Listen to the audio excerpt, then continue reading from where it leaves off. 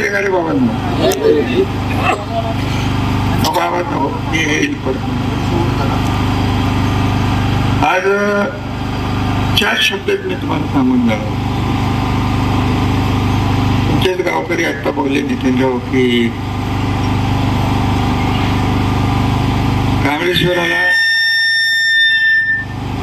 कांबळेश्वरला मतदान नेहमी आपल्याला कमी पडतं. कांबळेश्वर एकवटलं होतं ते 95 साली बाकी एकवटलं होतं पूर्ण. त्याच्यानंतर काय जे राजकारण या गावात होत गेलं, साहेब असं म्हणलं की न मागता मिळालं, कदाचित न मागता मिळालं म्हणून तुम्हाला त्याची किंमत नसेल. मला स्वतःला एक वाटवते की मी एकदा दिवाळीच्या यात्रेला आलो.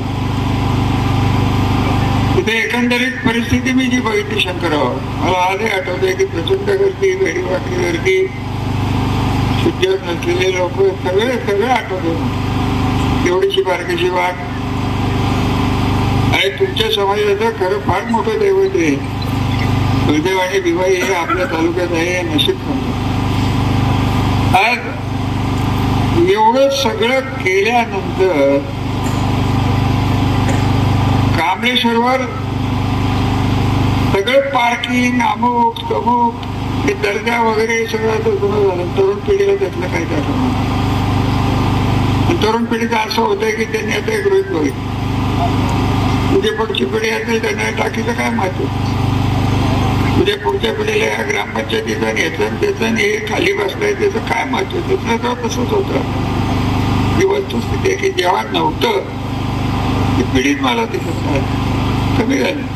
माझ्याबरोबर काम केलेली माणसं, जेव्हा तरुण असलेली माणसं आता नाही, ते तुमच्यासाठी केलेलं आहे सगळं. आणि ही इलेक्शनची लढायला लागलेली आहे, ही तुम्हाला हे टिकवण्यासाठी गाव पातळीवरनं, तालुका पातळीवरनं आणि शहराच्या पातळीवरनं आपल्याला जो निधी लागतो हा ते उकडून काढायला त्यांना वेळ लागणार नाही.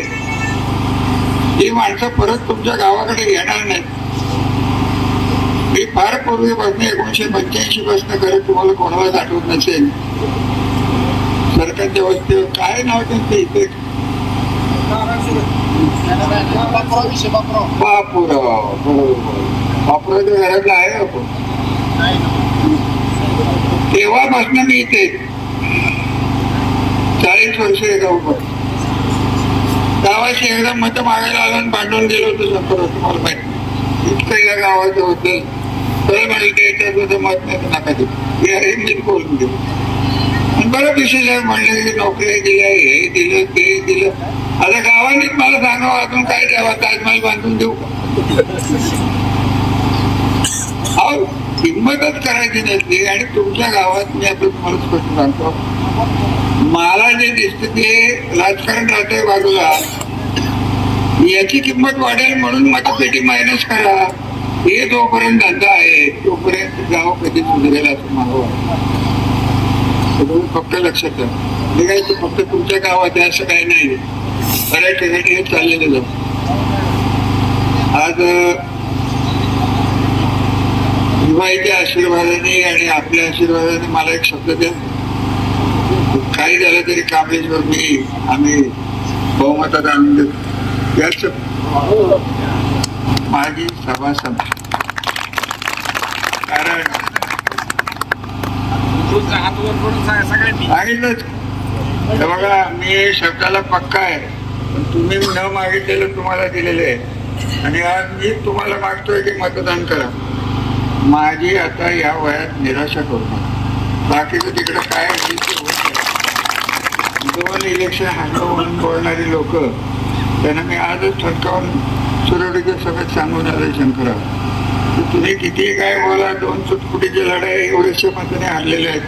आमचा ताबा, आमचा बेस, आमच्यावरचं असलेलं प्रेम आणि आमच्यावर असलेला विश्वास हा लोकांचा कमी झालेला नाही. फक्त रात्रीचे 2 दिवस, शेवटचे रात्रीचे 2 दिवस सांभाळा. 2 रात्री सांभाळले की सगळं होते. हा सगळा घोटाळा होतोय, हा चिटपाय घोटाळा, दुसरं काय नाव नाही. हा चिटपाय घोटाळा जोपर्यंत थांबत नाहीये तोपर्यंत तालुक्याला सूट लागणार नाही. पैसे पगारी खातात, पैसे अमुक खातात, पैसे कमी खातात.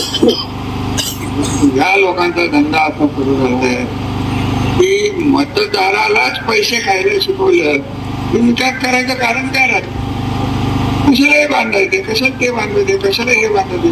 आताच मला तरुण मुलगा सांगत होता ते पाणी खराब झाले, काय इलेक्शन मध्ये मला सांग काय कशाचं पाणी या पाण्यात जोडतोय ते बघू आपणही आता सत्तेत आलेलो. आता ती एकटी सत्तेत नाहीये. पोलीस चौकीची भीती सोडून द्या. एकनाथराव शिंदे उपमुख्यमंत्री आहेत. आज सगळ्याच घाणेरडेपणा मी त्या क्लिप मध्ये ऐकलं असेल तर या तालुक्याचे राष्ट्रवादी पक्षाचे घड्याळाचे तालुका अध्यक्ष म्हणाले की अजितदादांनी उभं केलेलं घड्याळ, अजितदादांना घड्याळ उभं करायला सांगणारा मीच होतो. ते बाळ तेव्हा चालले होते बारामती. ते असली घाणेरडी राजकारण. हा नेता होता आपला, ठीक आहे, नाही जमलं आपलं, राजकीय मत झाले, परंतु शेवटपर्यंत अजितदादांच्या बद्दल आम्हाला आलं. दुसरे म्हणाले की त्यांच्या मंडळींना काय तिथं उपमुख्यमंत्री पद, त्यांना ते कळत नाही की गटनेता कशाचा असतो, गटनेता विधानसभेचा असतो. आता शिक्षण आणि थोडंसं डोकं त्याचा अभाव होता असं दिसत लागले. मराठीत बोलता येत नाही, तेच मराठी असतात, मला हिंदी नीट ऐकायला येते. काय या माणसाचं बदल जाऊ गेलेल्या माणसाच्या तरी राजकारण करतात. कशाचं काय घेऊन बसले. 8% सावकार आमचा तालुका तुझ्या हातात मिळेल असं वाटत असेल त्याला फार चुकीची समजू. जास्त मलाही बोलायला लावू नका, कारण मला ते एक वेळ यांनी घेतलंच नाही आमच्याकडनं काही.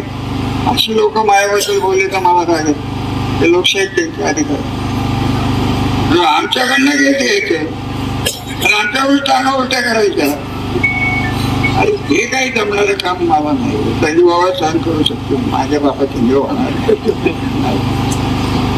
मी तुमच्या आश्वासनावर भरोसा देऊन कुठल्या तरी तानाजीच्या नादानी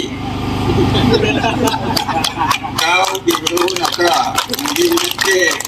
आणि महिलांना तर द्यायची विनंती आहे. सध्या तुमचे चांगले दिवस आले. अहो लाडक्या बहिणी हे एकनाथरावनेच काढलेलं पिल्लू आहे. हे खरा भाऊ एकनाथराव आहे आणि म्हणतात आम्ही पक्ष पातळीवर मी काय बोलणार नाही. MIDC वर मला बोलायचं तेव्हा मी उद्या सकाळी शक्ती साहेब तुमच्या सर्व मित्रांना सांगा की उद्या सकाळी 11 वाजता आज जे सन्माननीय मार्गदर्शक माजी खासदार नाईक निंबाळकर ज्येष्ठ नेते त्यांनी कारखान्याचं दिव्य लावलं ते प्रल्हाद पाटील साहेब आणि शिवराजे खर्डेकर आणि एका वर्षातच 1500 वर्षाचा विकास निधी आणणारे सध्याचे आमदार यांनी जे काही आकड्याचे तारे सोडले. मी आज इलेक्शन मध्ये जास्त बोलणार नव्हतो, विकासावर बोलणार होतो, आपल्या गोष्टीवर बोलणार होतो, आपल्या उमेदवारावर बोलणार होतो. पण सुरुवात कोणी केली बोलायला याचं कारण काय होतं. ते मंत्री आम्ही त्यांच्या पक्षात आहे का नाही आम्हालाच माहित नाही, आम्ही सध्या कुठल्या पक्षात. हे तर मंडळी सगळे काय म्हणायचे तुझे काय असेल जास्त मी काय बोलणार. आणि हे थंडीचे दिवस हे नदी काठे तेव्हा आपल्या सगळ्यांचे आशीर्वाद परत एकदा गृहीत धरतो आणि आपल्या दोन्ही उमेदवारांना गटात आणि गणात आपण चांगल्या मताने निवडून देण्याची प्रतिज्ञा करू आणि करावी अशी विनंती करून रजा घेतो. धन्यवाद.